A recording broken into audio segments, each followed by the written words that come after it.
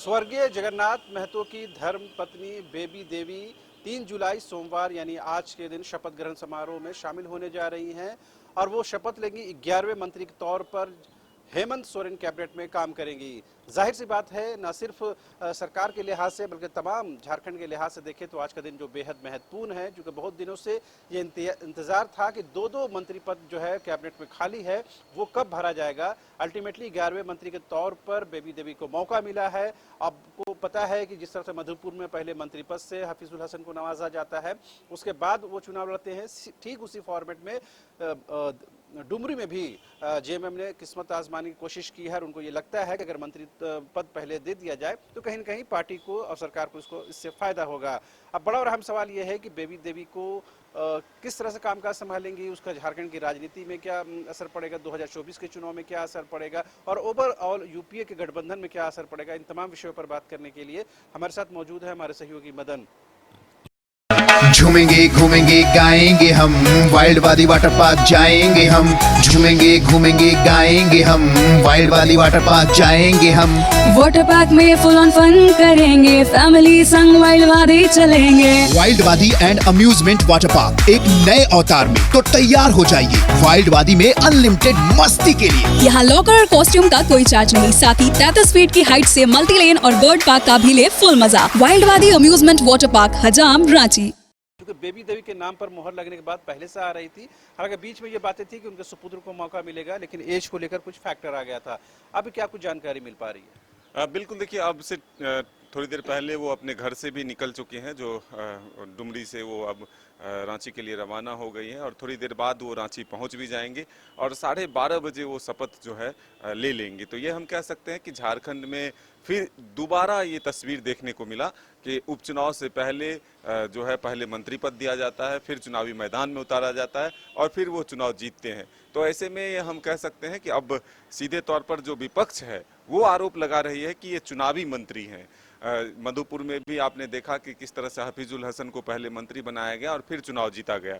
ठीक उसी तरह से जगन्नाथ महतो के निधन के बाद, जो कि पूर्व शिक्षा मंत्री रहे, काफ़ी वो लोकप्रिय भी हैं अपने क्षेत्र में और काफ़ी उनका अपना प्रभुत्व रहा है। तो ऐसे में सिंपैथी वोट भी उनके साथ है, लेकिन ये जरूर माना जाता है कि मंत्री पद दिए जाने के बाद उम्मीदवार का वजन जो है वो काफ़ी बढ़ जाता है, लोगों का भरोसा उनके प्रति बढ़ जाता है।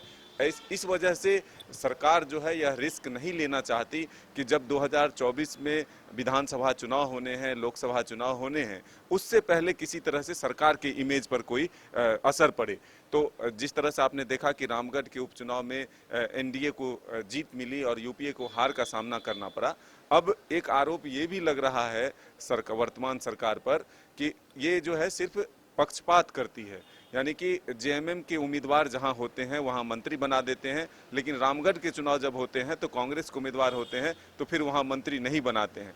ये आरोप लग रहा है विपक्ष के द्वारा, लेकिन जेएमएम के पास ये फार्मूला जो है वो हिट हो चुका है मधुपुर से, इसलिए फिर से दोबारा उस फार्मूले को अपनाया गया है और इसी के तहत जो जगन्नाथ महतो की पत्नी है बेबी देवी, उनको ये कमान दिया गया है, मंत्री पद दिया जा रहा है ताकि चुनाव जीतने में कोई बहुत मुश्किलों का सामना न करना पड़े।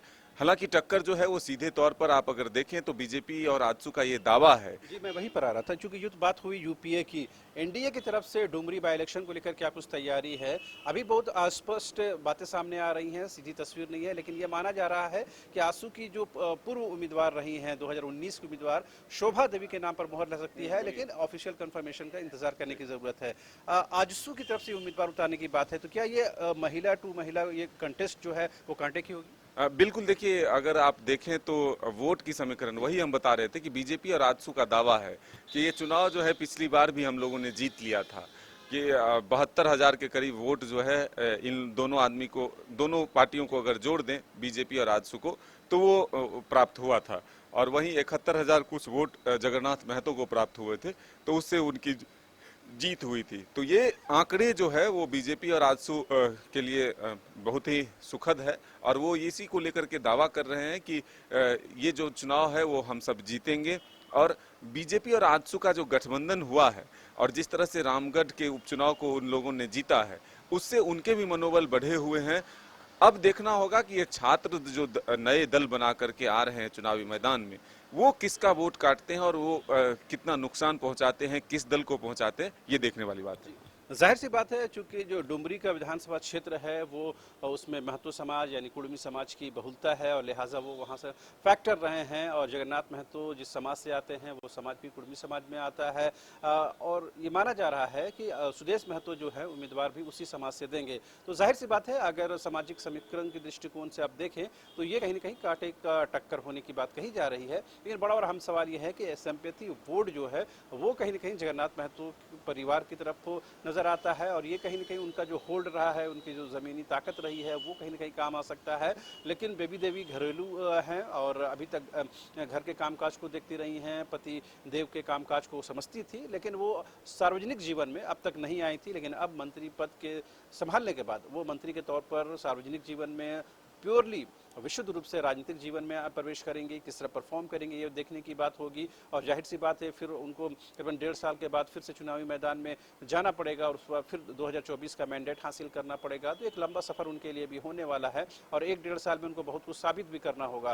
लेकिन सबसे अहम और ख़ास बात यह है कि 11वें मंत्री के तौर पर वो कामकाज करने जा रही हैं। अब देखने वाली बात यह होती है कि वो मंत्री पद से नवाजने के बाद उनका परफॉर्मेंस कैसा रहता है, झारखंड की 3.25 करोड़ जनता को लेकर वो क्या कुछ करती हैं।